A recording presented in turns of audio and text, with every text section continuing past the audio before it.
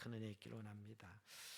또 새해 첫 생수예비인데 또 하나님께서 꼭 필요한 말씀을 우리에게 주시는 말씀이라고 저는 생각합니다.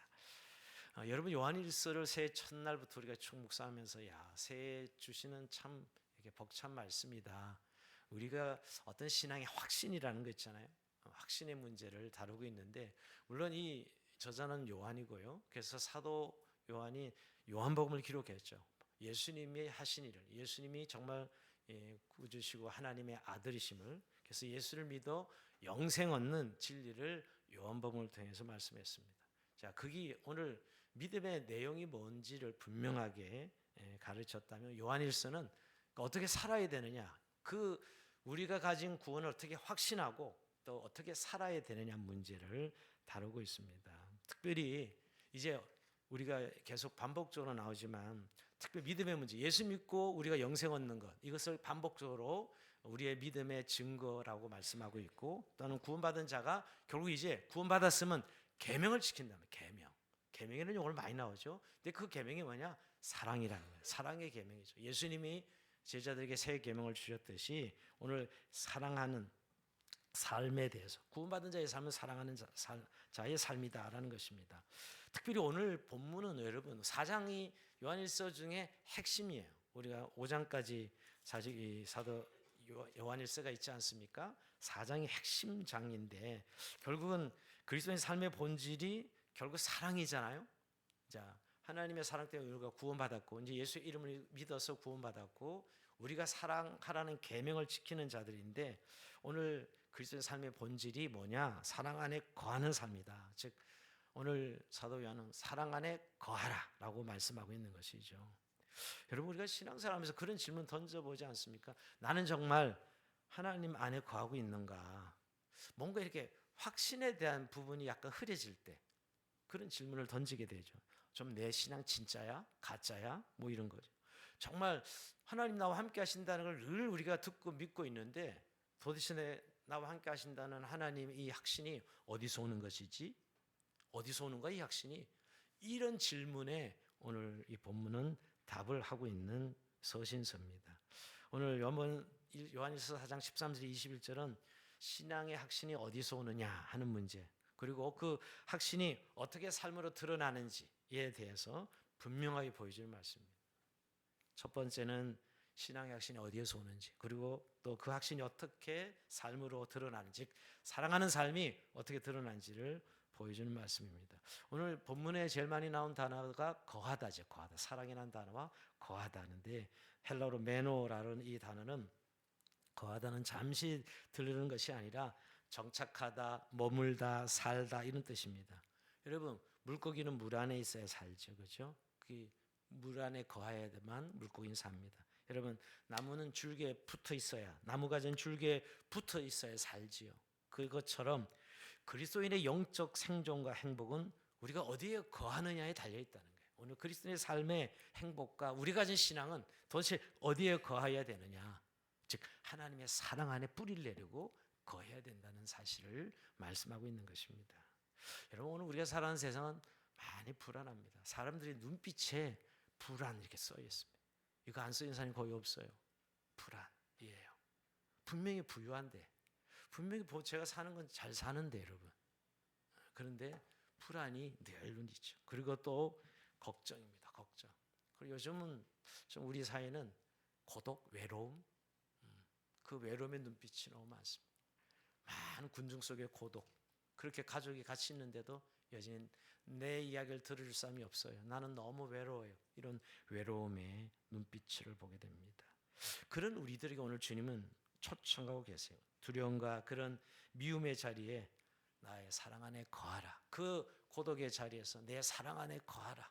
이렇게 좀 이 말씀이 우리를 초청하고 있는 것이죠. 우리가 어디 머물러야 진정 우리의 처소가 되는지에 대해서 말씀해 주는 것이 오늘 우리가 읽은 본문입니다. 먼저 여러분, 근데 정말 예수님의 사랑 안에 거하려면 지금 어떻게 우리가 거할 수 있을까? 먼저 통로를 이야기하죠. 하나님의 사랑 안에 거할 수 있는 통로 두 가지를 먼저 말씀하고 있는, 하나는 성령의 내주하심이고요, 하나는 우리의 신앙 고백을 통해서 하나님의 사랑 안에 거할 수 있다고 말씀하고 있습니다. 자, 13절 읽었지만 다시 한번 읽어봅시다. 시작. 그의 성령을 우리에게 주심으로 우리가 그 안에 거하고 그가 우리 안에 거하신 줄을 아느니라. 아멘. 여러분 여기서 보면 우리가 하나님에 거하고 싶다고 해서 우리가 힘으로 막 기어 올라가는 게 아니죠, 여러분. 내가 주님 안에 거하고 싶어 해서 막 삐집고 들어가는 거예요. 애들이 아버지 품 안에 엄마 품 안에 막 삐집고 들어가서 엄마 내 거 뭐 아빠 내 거 이래 그런데 여러분 우리가 하나님의 사랑 안에 거한다고 우리가 뭐 하나님 육체가 있는 것도 아니고 어떻게 사랑 안에 거하는 거예요? 오늘 이 성령의 내주하심입니다. 성령을 우리에게 주셨잖아요. 우리 예수 믿을 때 주라고 할 수 있는 것은 성령께서 우리에게 내주하시기 때문에, 그래서 성령은 우리의 하나님을 잇는 영적 탯줄 이런 거예요, 사실은. 그러니까 오늘 그가 우리 안에 거하신 줄을 아는 이유는 우리에게 성령이 계셔서 그렇죠. 그러니까 우리 안에 성령이 계셔서 비로소 우리가 그 하나님의 사랑을 누릴 수 있어요. 그래서 로마서에 보면 우리의 하나님의 사랑이 우리에게 부음받았다 이렇게 표현하고 있어요. 근데 다 그것이 성령의 역사예요. 성령의 역사죠. 그래서 13절은 우선 성령의 내주하심으로 우리가 주님 안에 주님의 사랑 안에 거할 수 있다고 말씀하고 있는 것이죠. 자, 두 번째는 그리스도를 시인하는 고백을 통해서 우리가 하나님의 사랑에 거할 수 있다는 것입니다. 자, 14절 우리 한번 15절 한번 같이 읽어봅시다. 시작. 아버지가 아들을 세상의 구주로 보내신 것을 우리가 보았고 또 증언하노니 누구든지 예수를 하나님의 아들이라 시인하면 하나님이 그 안에 거하시고 그도 하나님 안에 거하느니라. 자, 여러분 이 표현이 계속 반복적으로 좀 나오게 돼요. 예수를 하나님의 시인하는, 이것이 참 그 당시 영주주의자들이 너무 이 가연설을 주장했기 때문에 예수님이 성육신을 믿으면 참된 영이고 그것을 믿지 않으면 미혹해하는 영이다. 어제도 여러분 우리가 말씀 나눴어요, 그렇죠? 근데 오늘 사랑 안에 거하는 구체적인 방법은 예수께서 하나님의 아들이심을 입술과 삶으로 시인한 거예요. 시인한 거. 정말 예수님이 우리 하나님의 아들이십니다고 입술로 시인하고 삶으로 시인하는 것이죠. 예수님이 나의 구주시며 하나님의 사랑의 결정체입니다라고 고백하는 순간 하나님은 우리 안에 거처를 정하시고 계신다는 거예요. 우리가 그 고백할 때, 예수님을 정말 참된 하나님의 아들을 고백할 때 그 주님이 우리 안에 거하신다는 거예요. 거처를 정하시고. 그게 하나님의 사랑 안에 거하는 방법이죠. 여러분 신앙은 철학이 아닙니다. 물론 성찰과 사색하지만 신앙은 철학이 아니고 사건이에요, 사건. 나를 찾아오신 사건이고 나를 구원하신 사건이죠. 그리고 느낌이 아닙니다. 우리는 느낌을 너무 의존하는 사람이 많은데 느낌이 아니라 고백이죠, 고백. 우리의 믿음을 확실히 고백한 고백이에요. 내가 여러분 그렇게 만났으니 내가 예수님을 고백하는 건 너무나 당연한 것이죠. 근데 우리가 주님이 내 안에 거한다, 주님의 사랑 안에 거한다, 우리는 너무 어떤 심미적 체험을 이렇게 이상화하는 분들이 많습니다. 신앙인들의 로망 속에 보면 뭔가 이 격정적 체험, 신비적 체험, 저도 그런 종류의 사실 신앙생활 한 적이 많습니다. 초창기에는 그것이 주는 그 판타지라 그럴까요? 신앙적인 황홀감, 느낌. 근데 여러분 그게 기준이 될 수는 없어요. 사실 사랑 안에 거한다는 것은 여러분 매 순간 성령님의 인도함을 구하는 것이고 성령님의 뜻대로 움직여 나가는 것이죠. 그것이 주님이 내 삶의 주인이실 때 가능해요. 여러분 주님이 내 삶의 주인이 아니면 그게 하나님 인도하심을 내가 왜 구해요? 사실은 구하지 않습니다. 내 생각과 내 의도, 내 감정대로 살아가는 것이죠, 여러분. 여러분 예수 믿고 우리가 근본적인 문제가 정말 주님이 내 구주십니다. 주인이십니다. 이것이요. 그 일상의 반복이 하나님 안에 거하는 거예요. 우리는 어떤 신비한 체험이나 사건을 자꾸 연상합니다. 하나님 안에 우리가 거한다 그러면 매일 반복적인 일상이 하나님 안에 거하는 것이죠. 정말 우리 마음에 예수가 계신다면 그러면 사랑 안에 거하는 것이죠. 너무 이렇게 철학적, 추상적 이해할 필요 없어요. 정말 하나님의 사랑 안에 거하는 것은 일상 우리의 삶이 주님이 주인 되심을 고백하고 시인할 때 여러분 그것이 성령의 인도를 받는 것이고 그게 주님의 사랑 안에 거하는 것이죠. 근데 우리가 하나님이 안 보이기 때문에 거한다는 표현이 굉장히 추상적으로 들릴 수 있어요. 우리가 저는 이런 생각도 해요. 내비게이션 있잖아요. 내비게이션이 사실 그 위성으로 쏴주는 거거든요. 위성으로 차가 움직이는 걸 보고 뭐 우회전하세요, 좌회전하세요, 목적지에 도착했습니다. 그렇게 안내 음성을 하는 것이거든요. 위성이 존재한다고요. 우리 당장에 내비게이션 목소리 나올 때는 위성 생각 안 하죠, 여러분, 그죠? 근데 사실 위성에서 쏴주는 거라고요. 뭘 말씀을 드리고 싶으냐면 우리 마음속에 하나님 보이지 않지만 우리는 늘 내가 하나님의 자녀야, 예수님이 우리의 구주시라는 이런 우리 마음속에 늘 말씀하는 성령의 음성이 그 우리가 사랑 안에 거하고 있다는 사실을 늘 이렇게 수신해 주고 있다는 거예요. 늘 우리 마음에 말이에요. 여러분, 우리가 성령이 인도하신 성령님의 말씀하신 이런 것들을 어떤 분들은 되게 추상적으로 이해하시더라고요. 근데 이제 말씀이 너무 얕으면, 저 말씀을 잘 모르면 이제 그렇게 초기에는 어린이 신자들은 그러지만 결국은 내 감정과 상황에 관계없어요. 근데 우리는 감정이 곧 신앙, 내 느낌이 곧 이퀄 신앙, 이런 느낌을 가진 분들이 너무 많습니다. 여러분, 한번 잘 성령님의 인도를 구해보세요. 내가 이 상황은 너무 슬픈데 내 안은 전혀 슬프지 않습니다. 사실은 성령님 오늘도 내 주인에서 나 인도하고 계시다고요. 잘 자기 내면을 잘 들어보면 하나님의 영을 따라 말이에요. 근데 많은 분들은 자기 감정이 확 휩싸이면 그냥 그거에 마치 내 인생을 다 끌고 가는 것처럼 생각하는 것이죠. 여러분, 정말 예수 그리스도의 우리의 이 신앙 고백이 그냥 추상적인 그냥 선언이 아니라 내 일상적인 반복으로 성령님 인도함을 받는 것이지요. 오늘 이 두 가지 통로를 통해서 우리가 하나님 사랑에 거한다는 것입니다. 자, 두 번째는 여러분, 이제 두려움을 이 내쫓는, 즉 하나님의 사랑에 거하는, 즉 하나님의 사랑 안에 거하는 사람에게 나타나는 가장 큰 변화는 우리의 거처가 다르다는 거예요. 뭐냐면 두려움이 없다는 것이죠. 자, 17절 한번 읽어봅니다. 17절 한번 같이 읽으면 시작. 이로써 사랑이 우리에게 온전히 이루어진 것은 우리로 심판날에 담대함을 가지게 하려 함이니 주께서 그러하신 것 같이 우리도 세상에서 그러하니라. 아멘. 여러분, 뭐냐면 우리가 하나님의 사랑 안에 깊이 잠기면 우리가 더 이상 두려워하지 않는다는 거예요. 그 이유가 있다면 마지막 날에 대한 우리의 태도가 바뀐 것이죠. 여러분, 하나님 믿지 않으면 마지막 날에 대해서 뭐 없다 애써 예면하죠. 뭐 끝이 어디냐, 죽으면 그만이지. 근데 여러분, 저는 늘 그것처럼 이게 비합리적인 생각이 없어요. 모든 살아가는 데 있어서 모든 우리는 어떤 평가가 있고 결과가 있잖아요. 다른 건 다 평가 결과를 이야기하면서 사람은 죽으면 아무것도 없대, 끝이야. 얼마나 비합리적인 이야기를 하는지 모르겠어요. 우리 뭐든지 끝나면 평가하고 결산하고 점수 매기고 평생 그렇게 살아놓고는 죽으면 끝. 뭐가 끝이에요? 그래서 이 애써 두려움을 피하는 거겠죠, 여러분. 근데 오늘 정말 사랑 안에 거하는 사람은 심판은 무선이 형벌이 아니라 나를 사랑하신 신랑을 만나는 잔칫날이 되는 것이죠. 그러니까 사랑 안에 거하는 자는 담대함을 얻는다는 거예요. 사랑 안에 거하는 자는. 그래서 심판의 공포에서 아들의 담대함으로 변화되는, 여러분, 그런 의미에서 오늘 18절은 우리에게 이렇게 말씀하고 있습니다. 자, 18절 같이 읽어봅니다. 시작. 사랑 안에 두려움이 없고 온전한 사랑의 두려움을 내쫓나니 두려움은 형벌이 있음이라. 두려워하는 자는 사랑 안에서 온전히 이루지 못하였느니라. 아멘. 여러분, 두려움은 항상 형벌과 관계가 있어요. 왜 두려워하는 거예요? 형벌이 있기 때문에 두려워하는 거예요. 그냥 괜히 두려워하는 게 아니라고요. 여러분, 우리가 늘 내가 잘못하면 날 버리시지 않을까? 내 인생 이렇게 살다 망하는 거 아니야? 이게 얼마나 우리의 두려움이에요.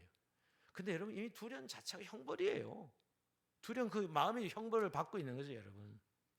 이게 뭐냐면 사랑 밖에 있을 때 우리가 당하는 일들입니다.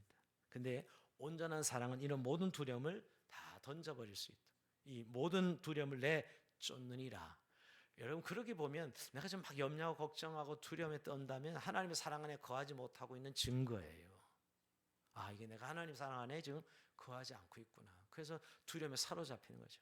마귀가 주는 생각에 사로잡히고 세상이 주는 염려에 사로잡히고 말이에요. 그러니까 오늘 하나님 사랑에 거하는 자는 담대함입니다. 오늘 이 학신 때문에 담대함이죠. 그래서 여러분, 밖에는 분명히 폭풍우가 치고 막 난리가 나는데 오늘도 하나님의 사랑 안에 거하는 자는 뭘 누려요? 평강을 누리는 것이. 예수님께서 그래, 샬롬, 내가 평강이 있을지어다. 내가 주는 평강은 세상이 주는 것 같지 않은 평안이다 라고 말씀하시는 것이에요. 여러분, 우리가 거센 폭풍과 막 몰아쳐도 튼튼한 집 안에 거하는 아이는 평안히 잠을 잡니다. 여러분, 집 밖에는 지금 막 난리가 났어도 집이라는 보호막이 견고하게 그들을 막아주고 있기 때문이죠. 바로 이같이 우리 하나님의 사랑이 우리 마음의 보호막이 되어주기 때문에 아무리 우리가 세상에서 막 풍파를 만나고 난리를 쳐도 우리는 그 평안을 누린다고 말씀하고 있는 것이죠. 여러분, 우리를 두렵게 하는 요소가 뭡니까? 지금은 제일 돈일 거예요. 경제적 위기, 돈 없으면 못 살지. 예, 그런 세상이 됐습니다. 그게 우리를 두렵게 하는 것들. 또 건강이겠죠. 뭔가 좀 이상하게 자꾸 통증이 오면 혹시 암 아니야? 이런 생각을 하게 하는, 우리 이런 세상을 살아가고 있습니다. 또 사실 내일이 있을까? 내가 정말 미래에 살아갈 수 이런 우리의 미래에 대한 두려움들. 여러분 근데 오늘 그런 상황이 우리 안에 늘 펼쳐지고 있어도 하나님의 사랑 안에 거하는 자는 하나님의 그 거처, 사랑 안에 거하는 심리적 거처가 되어주기 때문에 우리가 안전하다고 말씀하고 있는 것이죠. 항상 우리 그 달력에 보면 여러분 막 폭풍과 해서도 주님 안에 딱 안긴 자는 평안을 누리는 그런 달력 보지 않습니까? 여러분 우리가 두려움을 내쫓는 온전한 사랑을 이야기할 때 세상에 늘 거친 풍랑이 불고 일어도 우리가 그리스도의 사랑 안에 있기 때문에 우리는 평강을 누리는 삶을 산다고 말씀하고 있는 것이죠. 우리의 평안을 뺏어갈 수가 없어요. 여러분 이 밤에 내 불안의 근원이 어딘가 잘 살펴보셔야 돼요.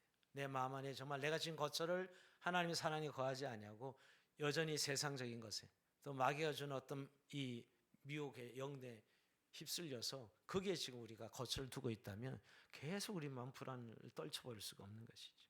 오늘도 이로써 사랑이 우리에게 온전히 이루어졌다는 것, 즉 사랑 안에 두려움이 없고 온전한 사랑의 두려움을 내쫓나니 두려움은 형별이 있음이라 하셨는데 주님 우리에게 두려움이 없는 온전한 사랑 안에 거하는 이 우리의 심령이 될 수 있도록 인도해 달라고 기도하는 저 여러분 삶이 되길 주의 이름으로 축원드립니다. 자, 이 평안을 약속하시고 오늘 이제 19절부터 21절에 이제 우리의 사랑, 즉 사랑 안에 거하는 증명을 해보라는 거예요. 우리가 사랑 안에 거하는 실제 증명인데 그것은 형제 사랑으로 드러난다는 거예요.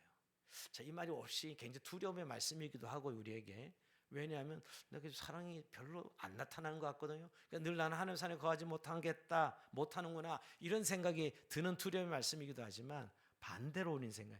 우리를 사랑하시는 하나님은 우리를 사랑하셨고 이미 우리를 사랑 안에 거하기 때문에 사랑한다, 사랑할 수 있다, 사랑하고 있다라는 걸 증명하라는 거예요. 그걸 두려움을 주려고 이 말씀 주신 것이 아니라. 근데 많은 분들이 요한일서 읽으면서 자꾸 내가 누굴 이렇게 사랑을 온전히 해본 적도 없고 되지도 않고 그래서 이 요한일서를 읽을 때마다 자책하고 굉장히 두려워하는 말씀을 받아요. 그래도 두려워하는 건 좀 소망은 있는 것 같아요. 아예 무감각해서 너 또 그런 이야기구나. 여러분 성경 볼 이유도 없어요. 사실 늘 저는 성경 볼 때마다 나를 그 말씀이 나를 감동 감아 나를 찌르고 내 삶을 변화를 주지 않는 말씀 뭘로 그 말씀 봐요. 사실 아무 의미도 없는 거지 여러분. 그냥 지식만 안 그래도 너무 지식 담을 게 많은데 사실은 그게 지식으로만 있으려면 무슨 소용이 있습니까? 근데 오늘 우리에게 하나님의 사랑을 받은 자들이기 때문에 너희는 그렇게 받은 사랑을 지금 나눌 수 있다는 사실을 말씀하고 있는 거예요. 그것이 그리스도인을 증명하는 거예요. 하나님의 사랑에 거하는 것을 증명해 주고 있다고 말씀하고 있는 것이죠. 근데 여러분 하나님의 사랑을 이야기할 때 먼저 하나님이 사랑하셨다는 걸 강조합니다. 19절 볼까요? 우리가 사랑하면 그가 먼저 우리를 사랑하셨습니다. 이 먼저 동그라미 먼저 우리를 사랑하셨어요. 여러분 이 표현을 우리가 무슨 구원을 요청했다거나 우리가 구원에 대한 자각을 해서 뭔가 노력했다거나 그럴 때 주님이 우리를 찾아오신 것이 아니라는 거예요. 그냥 일방적이에요. 우리가 사실 느끼지도 못하고 우리는 죄인 되었을 때 그리스도께서 우리를 위하여 십자가에 죽어주심으로 하나님께서 우리에게 된 자기의 사랑을 확증하신 거라고요. 그러니까 사실은 원사이드 러브고 그냥 일방적인 거예요. 그래서 주님이 우리를 먼저 찾아오신 것이에요. 우리가 그냥 뒀다는 우리는 구원의 필요성을 느끼겠어요. 우리 같은 사람들이 그냥 죄인대로 살다가 그냥 죽으면 그만이잖아요, 여러분. 그런데 그 우리들을 불쌍히 여기서 하나님이 인간의 몸을 입고 이 땅에 오셔서 십자가에 죽으셔서 그 죄값을 다 지불하심으로 그가 우리를 사랑하셨다고 여기서 먼저 사랑하셨다고 이미 사랑하셨다고 이야기합니다. 그러게 이 사랑 안에 거하면 우리가 그 사랑을 이제는 반사하는 흘려보내는 자들로 살아감으로 그 사랑이 우리 안에 거한다는 사실을 증명한다는 것이에요. 이건 예수님이 수특히 얘기했어요. 내가 서로 사랑하라. 그러면 이로써 세상이 사람들이 너희를 내 제자인 줄 알리라 증명해 준다는 거예요. 우리가 예수를 믿으면 그 사랑 안에 거하면 당연히 세상 사랑하는 거 보니까 예수의 제자네 한다는 것이죠. 그러니까 우리가 이 말씀이 자꾸 실패하는 우리가 사랑이 왜 실패하냐면요. 내가 내 안에 사랑이 있다고 착각하는 거예요. 제일 교만한 사람이 내가 사랑할 수 있다고 내 안에 사랑이 있다. 무슨 사랑이 있어요? 지극히 자기중심적이고 이기적인 그게 인간 본성인데 뭐가 사랑이 있어 우리에게? 없어요. 근데도 불구하고 우리가 내가 사랑할 수 있다고 생각하는 것이 있죠.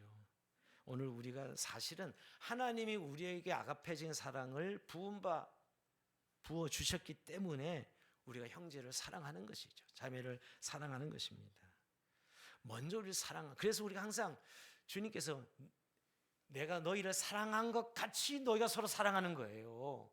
하나님 우리 사랑이 먼저라고 이야기하는 거예요. 그래서 너희가 사랑이 있고, 그래서 내가 너희를 사랑한 것 같이 너희가 서로 사랑하라는 거죠. 그러니까 이 말씀은 사랑할 수 있어서, 우리가 하나님의 사랑을 받으면 사랑을 받은 자들이기 때문에 사랑할 수 있다라고 말씀을 하는 것입니다. 그러면서도 사실 이 말씀은 대단히 도전적이에요. 뭐냐면 그래도 불구하고 사랑이 안 나타나. 그러면 네가 믿는 하나님을 사랑한다는 말은 가짜일 가능성이 많다는 거예요. 가짜일 가능성이 많다는 거예요. 자, 그걸 20절, 21절에 말씀하고 있어요. 자, 20절 읽어봅시다. 이건 읽어봅니다. 시작. 누구든지 하나님을 사랑하노라 하고 그 형제를 미워하면 거짓말하는 자니 보는 바 그 형제를 사랑하지 아니한 자는 보지 못하는 바 하나님을 사랑할 수 없느니라. 그다음에 계속 21절 시작. 우리가 이 계명을 주께 받았나니 하나님을 사랑한 자는 또한 그 형제를 사랑할 자니니라. 예, 이거 뭐 너무 자연스러운 이야기라고 생각할지 몰라도 여러분 이게 굉장히 실제적인 도전이잖아요. 눈에 보이는 형제도 사랑하지 못하면서 어떻게 눈에 보이지 않는 하나님을 사랑한다고 말할 수 있느냐? 이게 굉장히 논리적인 이야기 같지만 어떻게 보면 신랄한 비판 같잖아요. 괜히 우리를 그냥 막 자책하게 만드는 말씀처럼 보입니다. 근데 그게 아니에요. 정말 하나님을 너의 사랑이 너희 안에 있다면 형제는 사랑할 수 있다고 우리에게 말씀해 주시는 것이거든요. 축복의 원리를 아까도 먼저 사랑하셨느니라. 먼저요. 하나님의 사랑, 그러니까 오늘 우리가 사랑을 생각할 때 여러분 우리가 짓지 않은 게 아니에요. 우리가 하나님의 사랑을 받고 경험하는 것이죠. 그래서 이 사랑을 할 수 있는 것이지. 근데 없는데 뭐 짓지 않다고 나와요? 안 됩니다. 내 안에 사랑이 없으면 하나님 오늘 부음받지 않으면 소용이 없는 것이죠. 여러분 우리가 사랑에, 저도 요한일서만 읽을 때마다 늘 이렇게 자신감이 뚝 떨어져요. 말로는 이렇게 설교를 할 수 있지만 이 실천적인 면에서 얼마나 어려워요, 그죠? 사랑처럼 우리를 이렇게 낙심시키는 단어가 없습니다. 계명 이러면 약간 좀 이렇게 덜 느끼는데 사랑 그러면 왠지 자신이 없어. 근데 그게 왜냐하면 그 우리의 마음속에 여러분 사랑이라는 단어가 내는 사랑할 수 있어. 이 교만이 있는 거예요, 교만이. 하나님으로부터 받지 않으면 우리는 요만큼 더 사랑을 흘려보낼 수 있는 자들이 아니에요. 무슨 사랑을 위장한 자기 이기주의자죠. 예, 사람을 조종하려고 사랑하는 척하는 거거든요. 그 사람을 내 거 만들고 싶어서 조종하고 싶어서 그게 무슨 사랑이에요? 사랑에는 이름으로 괜히 우리가 쓰고 있는 것이지. 근데 하나님께서 우리에게 내가 너희를 사랑한 것, 우리 주님은 우리 어떻게 사랑했어요? 먼저 사랑할 십자가에서 아무 희생, 그냥 자기를 내어준 사랑이잖아요. 그게 아가페 사랑이라고. 그 사랑이 우리 안에 있기 때문에 사랑할 수 있는 거예요. 그래서 여러분 오늘 우리가 제일 중요한 건 좀 이 말씀 보면서 말씀을 들어도 포기해. 내가 이런 거 어떻게 사랑해? 난 그런 인격도 안 되고 그럴 능력도 안 되고 이러면서 아예 이 말씀 포기하는 분들이 있어요. 그렇다면 여러분 하나님이 여러분 포기한 거나 마찬가지예요. 그렇게만 생각하고 있다. 정말 하나님 나를 사랑하셨기에 나를 사랑한 십자가의 그 사랑으로 여러분 우리에게 그 사랑으로 우리를 구원하셨는데, 그렇다면 그 증거로 우리가 형제 자매를 사랑하는 것이 마땅하도다. 어제 보면 마땅하도다는 거예요. 그분 선택 여지가 없는 거예요. 근데 우리가 그러면 사랑한다는 의미가 너무 우리는 완벽 이걸 요구하는 게 아니거든요. 사실 태도입니다. 태도요, 결단. 사람에 대한 태도요, 결단에 그 사람을 용납하기로, 그 사람을 받아주기로, 그 사람의 환경과 조건이 아니라 그 사람의 반응이 아니라 하나님 내게 부어주신 사랑 때문에 그 사람을 대하는 그 사랑이 진정한 사랑이죠. 그걸 말씀하고 있는 거예요.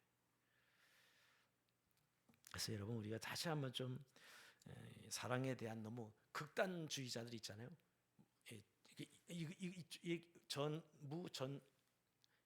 완전히 이렇게 생각했다 안 되면 저쪽으로 확 가버리는 거예요. 그게 아니고요. 우리의 태도라니까요. 하나님이 주신 사랑으로 사람에 대한 태도죠. 그리고 그 사람을 받아들이기는 결단입니다. 그래서 여러분 오늘 우리가 좀 실천적인 의미의 사랑을 주님이 이렇게 말씀하시는데, 야 보이는 형제도 사랑하지 못하면서 안 보이는 하나님을 사랑해? 이렇게 신랄하게 우리를 향하여 무섭게 말씀하시는 이 의미를 생각해. 정말 너에게 사랑이 있느냐고 물어보시는 거예요. 너에게 부음받은 하나님의 사랑이 있느냐? 한번 잘 이건 점검해 봐야 돼. 그러니까 없는데도 불구하고 괜히 있는 척하면서 내 인간적으로 사랑할 수 있다는 것 때문에 그 뭐 적선하고 자선을 베풀고 이건 사랑이 아니에요. 내가 뭘 베풀 만한 힘이 있어가지고 정말 주님의 사랑을 내가 드러낼 뿐입니다. 내가 받은 하나님의 사랑을, 내가 받은 구원의 사랑을 여러분. 그것이 오늘 사람들을 대할 때 그 사람들을 우선 제일 먼저는 기독교 사랑은 뭐냐면 70에서 80%가 용납과 용서예요. 용서. 그러니까 용납, 용서입니다. 용서. 그러니까 이게 안 되면 이제 그러니까 사람을 딱 보고 벌써 자기 기준으로 딱 보고 대 아니야 기야. 이건 이미 하나님의 사랑으로 보는 그런 태도가 아닙니다. 사람을 볼 때 우리가 늘 이렇게 판단하는 거 있잖아요. 여러분 사람 판단하지 마시오. 주님께서도 산상수훈에서도 판단하지 말라. 네가 네 헤아리는 것은 너도 헤아림을 받을 것이라. 여러분 판단되는 것을 하지 말라는 게 아닙니다. 뭐 판단되는 거 어떻게 해요? 근데 제 말은 자기가 세운 기준으로 너는 X야, 너는 몇 점이야 이렇게 판단해서는 안 된다는 것이죠. 비교하지 말고요. 그래서 나의 태도에 정말 하나님의 사랑을 담고 상대방과 대하는 것이죠. 저는 늘 사람들을 이렇게 선택하는 거 있잖아요. 누구는 나랑 친하니까, 누구는 물론 사람은 아는 정도에 따라 사랑을 하게 되는 건 당연한 겁니다. 그러나 사람을 그걸로 비교해서 누구는 좀 불편한 사람은 피하고 또 편한 사람은 대하고 이거는 하나님의 사랑으로 대하는 것이 아니죠. 그러니까 자기 기준이 있는 것이죠, 여러분. 그래서 우리가 주일날도 좀 그런 말씀을 제가 첫째 주 우리 교회는 정말 인사만 잘해도 교회가 완전히 바뀝니다. 정말 성령 충만한 교회. 여러분 우리가 막 이렇게 기도할 게 아니라 들어올 때 웃기만 하고 들어오셔도 교회 성령 충만한 교회로 금방 소문날 겁니다. 할렐루야. 정말이에요. 왜? 그 사람에 대한 태도잖아요. 여러분 우리가 보통 이 평상시에 우리가 가지고 있는 표정은 뭐 그렇게 웃어야 될 이유도 없고 웃어야 될 일이 별로 없다니까요. 근데 그 사람이 사랑하기 때문에 우리가 우리 표정을 웃어주는 거죠. 미소를 짓는 것이죠. 그게 얼마나 큰 사랑입니까, 여러분? 웃어주는 거, 미소를 짓는 거. 그리고 여러분 먼저 좀 웃어주고 먼저 말을 걸고 먼저 좀 하면 좋은데 먼저 인사, 먼저 안부 묻고 네가 물어오면 내가 답한다. 하여튼 꼭 네가 그 자존심 싸움이에요. 그것도 가만히 보면 자존심 싸움이더라고. 내가 먼저 왔는데 교회에 네가 먼저 인사해야지 이 생각하는 것이 여러분. 참 이런 부분들이 결국 우리가 형제 사랑에 나타나는 정말 하나님의 사랑을 담고 사랑하느냐 아니냐가 금방 판가름 납니다. 먼저 해야 됩니다. 먼저 인사하고 먼저 우리가 손 내밀고 먼저 연락하고 먼저 기도해주고 말이에요. 여러분 올 한 해 이렇게 한번 결단하고 여러분 한번 순종할 수 있기를 주님으로 축복합니다. 이게 정말 우리가 정말 내가 하나님의 사랑이 있다는 걸 내가 증명해야 한다는 거예요. 그러면 우리가 하나님의 사랑에 거하는 걸 내가 증명하고 있는 것이죠. 실제적인 도움이 필요한 사람들에게 도움이 되는 거. 우리가 이 장에서도 너게 말과 혀로만 사랑하지 말고 정말 행함과 진실함으로 사랑하라.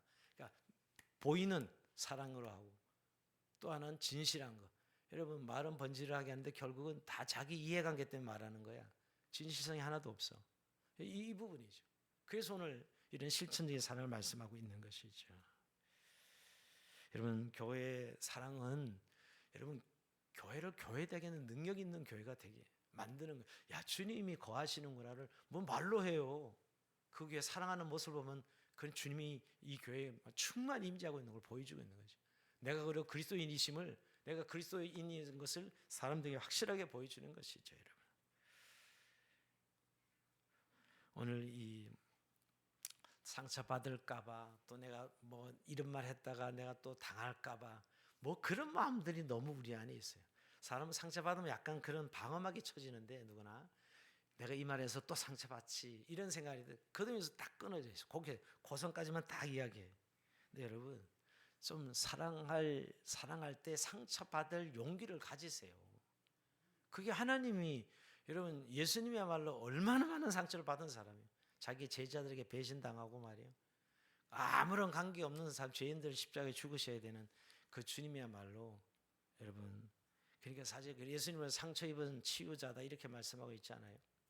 그냥 그 부분에 너무 재지 마시고, 내가 비싼 밥 먹고 뭘로 사람들에게 상처받고 괜히 이름만 해가지고 괜한 소리 듣고, 여러분 그런 계산들은 결국 내가 주님 안에 거하지 않고 있다는 걸 스스로 증명하고 있는 거예요. 사실은요, 주님과 관계 없음을 증명하고 있는 거예요. 오늘 정말 내가 하나 보이지 않는 하나님을, 즉 보이는 형제에게 사랑하지 못하면서 보이지 않는 하나님을 어떻게 사랑한다 말하느냐. 다시 한번 3장에 말한 사랑의 실천을 다시 한번 강조하면서, 정말 하나님의 사랑 안에 거하는 자는 반드시 사랑으로 증명하게 되어 있다는 것을 말씀하고 있는 것이죠. 즉 하나님의 사랑은 반드시 관계로 나타난다는 거예요. 물론 하나님의 사랑은 보이지 않습니다. 그러나 형제 사랑은 보이죠, 여러분. 그래서 형제를 사랑하지 않는 신앙은 스스로를 속이는 거죠, 여러분. 스스로. 그래서 여러분, 사랑은 선택이 아니고 계명입니다. 계명. 하나님을 사랑하는 자는 또한 그 형제를 사랑할지니라. 사랑은 옵션이 아닙니다. 명령이고 신앙의 본질이에요. 정말 용서하기 어려운 사랑, 원수로까지 사랑하라. 이게 예수님 명령인데 말이에요. 기독교가 말하고 있는 사랑이 뭐냐고요. 제발 에로서진 할 때 사랑 그러면 그 뭔가 이해관계, 이거 세속적인 이 사랑의 단어는 다 치워버려야 돼요. 성경에서 말하는 사랑은 그런 사랑이 아니라고요. 사랑의 단어를 이야기할 때 사랑이라는 단어를 새로 만들어야 되겠다는, 너무 이게 사랑이라는 단어가 이상하게 변질되어 있는 것이죠. 여러분, 오늘 26년도 그냥 이 사랑하는 이 계명만 우리가 실천할 수 있다면 한 해 동안 우리의 어마어마한 축복으로, 정말 복덩이로, 복의 통로로 그냥 한 해 내내 하나님 여러분들을 사용하실 줄 믿습니다. 여러분, 저는 그런 생각을 해봅니다. 이 차대에 가면 이 우물이 많고, 우물이 얼마나 귀한지 모르는데 물이 안 나올 때가 있어요. 그죠? 물이 안 나오면 방법이 어떻게 해죠? 물을 따다가 마중물을 넣어서 막 펌프질하면 그때 물이 팍 올라옵니다. 그 마중물이라는 거예요. 늘 차대 갈 때마다 마중물을 생각해요. 마중물. 여러분, 형제를 사랑하는 것이 그런 것 같아요. 내 안에 사랑이 메말라 고갈될 때가 있지요. 근데 여러분, 항상 생각해요. 하나님이 먼저 나를 사랑하셨어요. 하나님이 먼저 나를 사랑하셨다. 근데 결국 내 마음에 한 바가지에 이 마음에 사랑을, 물을 부어야 물이 나오듯이 말이에요. 하나님의 사랑이나 마중물이 부어질 때 비로소 내 이기심의 펌프를 뚫고 이웃을 향한 생수가 터진다고요. 그러니까 그 주님의 사랑을 우리가 늘 기억해야 돼요. 그럴 때 우리가 마중물이 되어서 형제 이웃을 사랑할 수 있어요. 저 짜낸다고 물이 나오지 않습니다. 내 힘으로 짜내는 것이 아니라 부어준 사랑에 반응하는 것입니다. 그래서 우리는 늘 십자가 복음이 우리에게 늘 선명해야 되는 이유가 그 때문이죠. 논리가 있으면 뭐합니까, 여러분? 지식이 있으면 움직이지 않는데. 한 바가지의 마중물이, 즉 하나님의 사랑이란, 정말 나를 십자가에 사랑하신 주님의 사랑이 내 안에 확인될 때 오늘도 내가 사랑에 반응하는 삶을 살게 됩니다. 말씀을 정리합니다. 여러분, 확신은 성령에게서 옵니다. 그리고 신앙은 사랑으로 드러납니다. 그리고 오늘 우리의 사랑은 다 두려움을, 염려를 몰아낸다고 말씀하고 있습니다. 그런데 하나님의 사랑은 반드시 형제자매의 사랑으로 증명된다고 말씀하고 있습니다. 그렇게 보면 여러분, 오늘 하나님이 우리 안에 거하겠다 말씀하는데, 하나님의 사랑 안에 거하시겠다고, 근데 우리는 자꾸 밖으로 나가려고 하는 것 같아요. 두려움의 자리로, 미움의 자리로, 자기 연민의 자리로, 자기 이기적인 자리로 자꾸 그 처소를, 하나님 사랑 안에 거하라 그러는데, 정말 하나님의 사랑 안에 거하라 그러는데 그곳에 평안이 있고 샬롬이 있고 담대함이 있고 평강이 있다고 말씀하는데 우리는 자꾸 딴 데로 가려고 하는 우리의 마음의 처소를 보게 됩니다. 여러분, 그렇게 마음이 불안해질 때마다 선포하십시오. 나는 하나님의 사랑 안에 거하는 자다. 하나님이 내 안에 계신다 라고, 이렇게 나는 하나님의 사랑을 받은 자다 라고 이렇게 선포하십시오. 영국의 한 수도원에 한평소에 창문만 닦으며 살아온 한 노 수도사가 있었습니다. 근데 이 사람은 학벌도 없었고 설교할 줄도 모르고 정말 이렇게 세상적으로 별볼 없는 수도사였어요. 근데 얼굴에 늘 기쁨이 충만했다고 합니다. 그게 옆에 있는 다른 수도사들이 아니 평생 창문만 닦으면서 뭔 일이 있다 그렇게 행복하냐고. 얼굴은 늘 기쁨이 충만하니까 그 창문만을 닦고 있는데 뭘 그렇게 행복해 하냐고. 이렇게 다른 수도사가 질문을 던지는 거죠. 그때 노 수도사가 창문을 가리키면서 대답했다고 합니다. 나는 창문을 닦는 것이 아니라 하나님의 사랑이 이 방 안으로 더 환하게 들어올 수 있도록 어둠을 닦아내고 있는 것이라네. 이렇게 대답했다. 이 창문을 통해서 빛이 하나님의 사랑이 쫙 들어올 수 있도록 창문을 깨끗이 닦고 있다고. 그러니까 창문을 깨끗이 닦으면 닦을수록 이 방 안에 거하는 형제들이 따스한 햇볕을 더 많이 누릴 수 있도록 창문을 닦고 있다. 그리고 나는 그 햇볕 속에 하나님의 얼굴을 보고 있다네. 이렇게 대답했다고 합니다. 전 굉장히 그 의미 있는 이야기 같아요. 우리 안에 사실은 하나님 사랑에 거한다는 것이 거창한 것이 아닙니다. 내 마음에 이 미움이라는 먼지, 두려움이라는 먼지, 얼룩 이런 여러 가지 것을 늘 닦아내서 하나님의 사랑이 투영되게 하는 것. 하나님의 사랑이 나를 통해서 투영되게 하는 것이죠. 나는 늘 두려움과 어떤 미움이나 이 감정들 이런 것도 있는 거 아니에요. 그걸 늘 닦아내는 것입니다. 그래서 그렇게 창문을 닦아낼 때 하나님의 사랑 온기가 햇볕이 쫙 내 마음에 비칠 때 얼굴에 여러분 기쁨으로 정말 사랑하는 사람이죠. 여러분. 여러분 얼굴에 기쁨이 있는 것 자체가 하나님의 사랑을 증명하는 것이에요. 이렇게 하나님이 여러분 오늘도 사랑 안에 거하시겠다라고 말씀하시면서 거하라 하시는 이 명령 앞에 오늘도 순종하는 저 여러분 삶이 되길 주의 이름으로 축원드립니다. 저리 찬송하면서 주님